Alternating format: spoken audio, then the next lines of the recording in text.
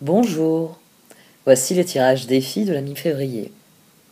Comme vous le voyez en ce moment même, ce tirage a la même structure que l'Oshozen Tarot du début du mois. Dans cette vidéo, je vous développerai les cartes d'oracle qui soulignent le thème de ce tirage, et vous pouvez soutenir mon travail en allant regarder l'extension de ce tirage qui vous présentera les cartes du Light and Seer Tarot que je suis en train d'étaler sous vos yeux. Un grand merci à vous pour votre écoute, et à tout de suite.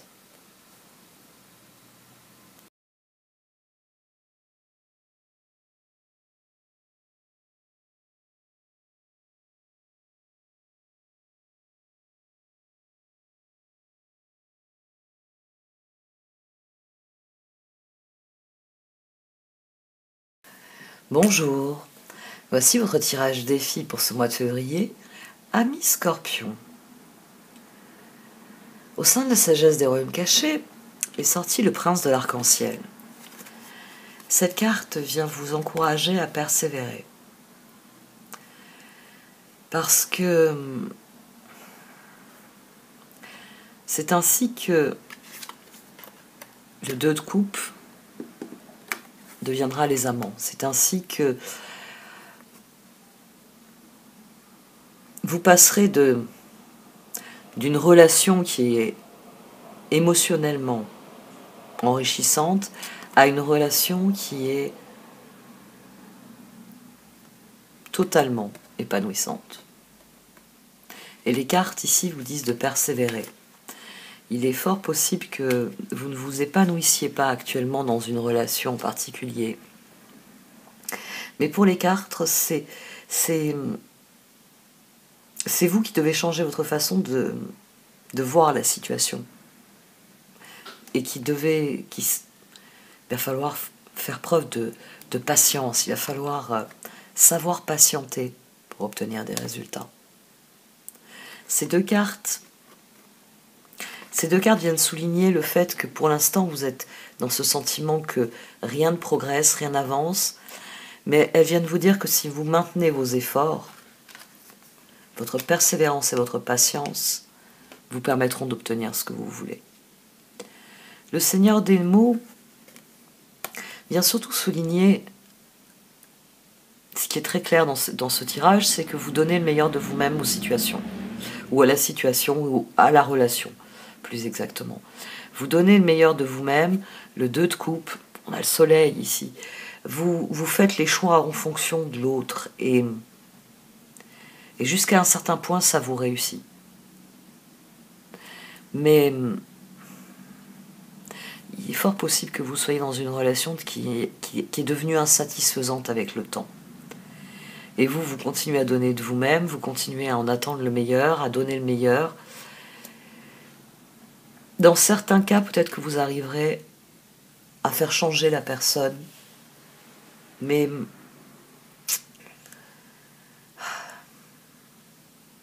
c'est peu probable parce qu'on ne change pas les autres.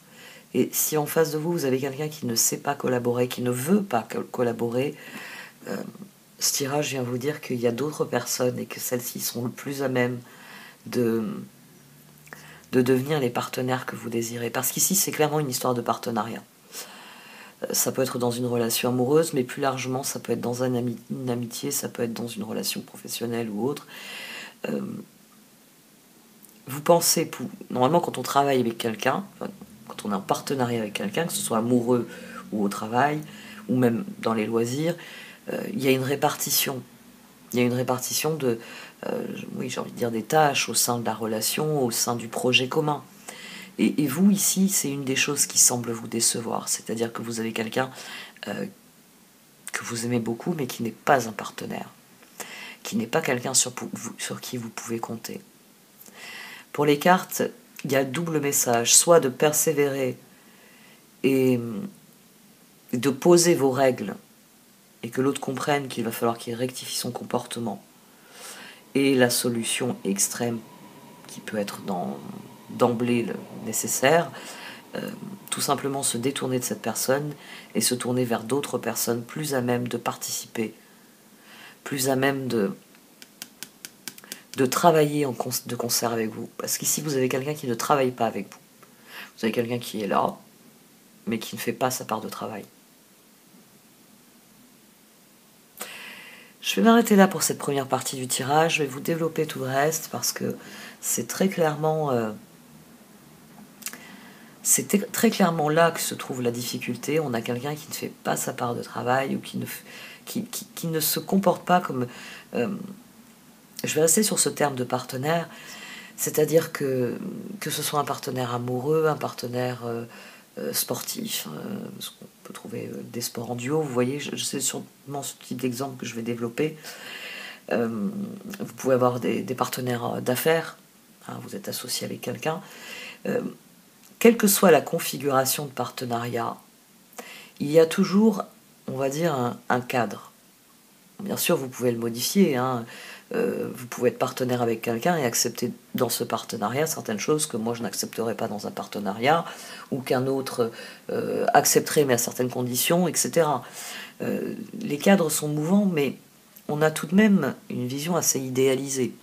On travaille ensemble, de concert, on se complète, on s'entraide, on se soutient, et forcément s'il manque ce qui semble évident et que je viens d'énumérer, si vous n'avez pas d'entraide, pas de soutien, ça sert à quoi d'essayer ensemble? Si chacun tire sur la corde, elle va casser et on va pas faire quelque chose d'utile avec. Et ici, c'est très clairement le problème. C'est que sur le papier, tout était idéal, mais dans les faits, ça ne convient pas. Bon, cette fois, j'arrête. Comme vous le savez, ces tirages participent au financement de la chaîne, donc si vous désirez soutenir mon travail, vous pouvez acheter l'extension de 3 € dont le lien se trouve dans le menu titre. Merci à vous de m'avoir écouté. N'oubliez pas que ce sont des outils de réflexion. Donc n'hésitez pas à les considérer pour ce qu'ils sont, des outils, à les tourner dans tous les sens et à réfléchir aux implications. À faire des recherches aussi, quand je développe certaines notions. Ça peut être intéressant. Là, par exemple, je vais sans doute parler de communication positive, de réciprocité. Et c'est des mécanismes, c'est des mots qui sont simples, mais qui peuvent recouvrir des mécanismes complexes. De temps en temps, c'est pas mal de les décortiquer. La réciprocité, par exemple, ça c'est une notion en psychologie sociale qui est très intéressante. Et c'est plus fort que moi, j'ai envie d'en parler dès maintenant. La réciprocité, c'est... Normalement, je vous donne quelque chose, vous me donnez quelque chose. Après, c'est une échelle de valeur, c'est-à-dire que quand vous offrez un cadeau de bon cœur, le merci enthousiaste et heureux de l'autre suffit à contrebalancer la valeur de ce que vous avez offert. C'est ça la réciprocité. C'est normalement, c'est pas une question de quantité, c'est une question de qualité. C'est je donne de l'amour inconditionnel, j'attends la même chose en retour.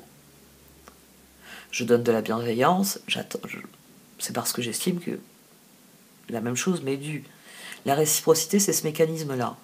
Après, en psychologie sociale, il a été observé, notamment par des travaux, genre Léon Beauvoir, hein, qui est l'un de nos plus grands chercheurs français dans le domaine, Cialdini, beaucoup ont étudié cela, et ils sont aperçus que ce mécanisme qui est ancien, le troc a toujours existé dans nos sociétés, que ce soit au point de vue amical ou ensuite ce qu'on en a fait, hein, les marchandises, je vous fournis un produit, vous me donnez le prix juste pour le travail que j'ai fourni pour faire ce produit. Et la réciprocité fait que parfois certaines personnes vont vous donner quelque chose et vous demander énormément en retour. Ils vont abuser de cette loi de la réciprocité. Tu me le dois bien, après tout j'ai fait ça pour toi. Et c'est toujours intéressant, à mon sens, d'étudier ce genre de choses. Pour bien voir à quel moment vous êtes pris dans un engrenage, c'est-à-dire que vous donnez de l'amour inconditionnel, c'est parfait.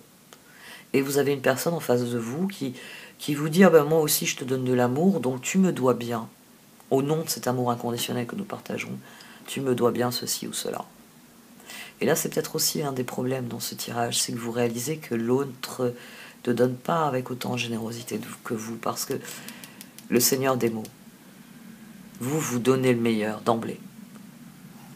Et peut-être qu'en face de vous, vous avez quelqu'un qui qui ne donne rien, en fait, qui n'a pas envie de donner, et qui vous finissez par vous en rendre compte que cette personne ne veut pas donner.